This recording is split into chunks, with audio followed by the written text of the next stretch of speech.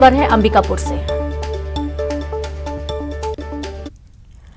छत्तीसगढ़ में जन्मे अमर शहीद और स्वतंत्रता संग्राम के सिपाही वीर नारायण सिंह को उनके शहादत दिवस पर पूरा देश नमन कर रहा है। अंग्रेजों की नाक में दम करने वाले शहीद वीर नारायण सिंह की कहानियां आज भी धान के कटोरे में मां अपने बच्चों को बड़े ही चाव से सुनाती हैं।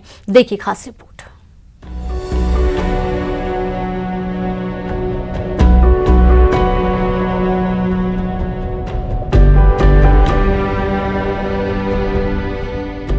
वीर नारायण सिंह का जन्म छत्तीसगढ़ के सोनाखान में 1795 में जमींदार परिवार में हुआ था। इनके पिता का नाम राम राय था। कहते हैं इनके पूर्वजों के पास 300 गांवों की जमींदारी थी। ये बेंजवार जनजाति के थे। पिता की मृत्यु के बाद 35 वर्ष की आयु में वीर नारायण सिंह अपने पिता के स्थान पर जमींदार बने, जिनका स्थानीय लोगों से अटूट लगाव था। प्रेरणादायक जितनी भी काम है जी, अब साज को आज क्या ये बताए की जरूरत नहीं है। पूरा सब तरफ की जानकारी है, हर कोई जाना थे, जितनी भी पढ़ने वाला एक इतिहास जानने वाला। कोई अलग पहचान उनकी कुछ अलग अब गांव के किंवदंती में बहुत कुछ ऐसे घटना है और किस्सा कहानी टाइप के है कि वीर नारायण सिंह के बारे में जाकर कि वो सब किंवदंती है। अब अच्छा लगता है जी, मोला ही का है पूरा यहाँ अपन छत्तीसगढ़ के जितने भी हमारे लोगन हैं, ये मन छत्तीसगढ़ के शहीद वीर नारायण सिंह है, तो अपन आप लोग सब गर्वान्वित मानते कि वो भी हमारे छत्तीसगढ़ के रही से, तो निश्चित तौर पे वो मोर पूर्वज के रही, तो गौरवान्वित तो होना ही पड़ी। 1856 में इस क्षेत्र में भीषण अकाल पड़ा।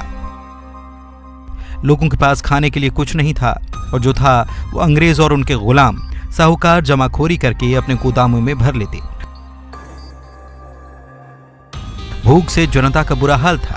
अपने क्षेत्र के लोगों का बुरा हाल वीर नारायण सिंह से देखा नहीं गया।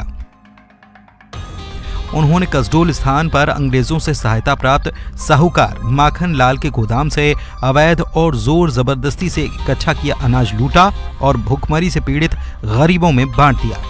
इसके कारण अंग्रेजों ने उन्हें 24 अक्टूबर 1856 को बंदी बनाकर जेल में डाल दिया। शहीद वीर नारायण सिंह उन गरीबों के एक मसीहा है। अंग्रेजों के विरुद्ध सन 1897 ने विद्रोह लड़ाई लड़ा और गरीबों के लिए आज भूख से जो तरस रहे थे, उनके लिए माखन बनिया सेठ का गोदाम लूट कर अनाजों को फ्री में बांट दिया। जिनके बताए मार्ग हमारे गांव के मुखिया है या अधिकारीगण है, उन चलते हैं और आज हम भी चलते आ रहे हैं। साल 1857 में पूरे देश में स्वाधीनता प्राप्ति की ज्वाला धधक उठी थी।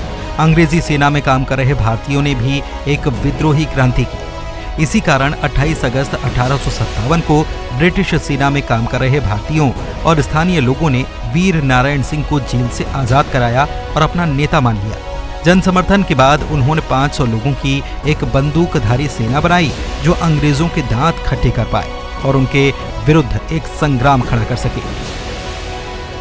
वीर नारायण सिंह ने कुरुपाट की दुर्गम पहाड़ियों को अपना केंद्र बनाया। वे यहाँ अपनी कुल देवी दंतेश्वरी माई की साधना करते और गुफाओं और पहाड़ी दर्रों में सैन्य अभियान की रणनीति बनाते। उन्होंने छापेमार युद्ध नीति का प्रयोग करके अंग्रेजों की नाक में दम कर रखा था। अंग्रेजों की तरफ से कैप्टन स्मिथ उनसे लड़ रहे थे। कई बार अंग्रेजी सेना ने सोनाखान में उन्हें पकड़ने और मारने के विचार से अभियान चलाए, लेकिन सारे अभियान नाकाम रहे।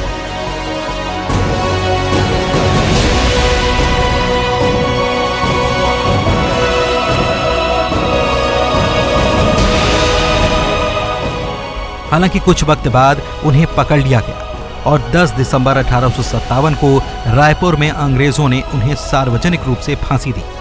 अंग्रेज उनसे इस तरह से चिढ़ते थे कि उनकी मृत्यु के बाद उनके शव को तोप से बांधकर उड़ा दिया गया और इस स्थान को वर्तमान में जय स्तंभ चौक के नाम से जाना जाता है, जिससे कि पूरा छत्तीसगढ़ 1857 के स्वातंत्र्य समर में उतर गया। वीर नारायण सिंह को इस समर के लिए छत्तीसगढ़ का प्रथम बलिदानी माना जाता है। शहीद वीर नारायण सिंह जी का यहाँ पर पैतृक गांव है सोनाखान में।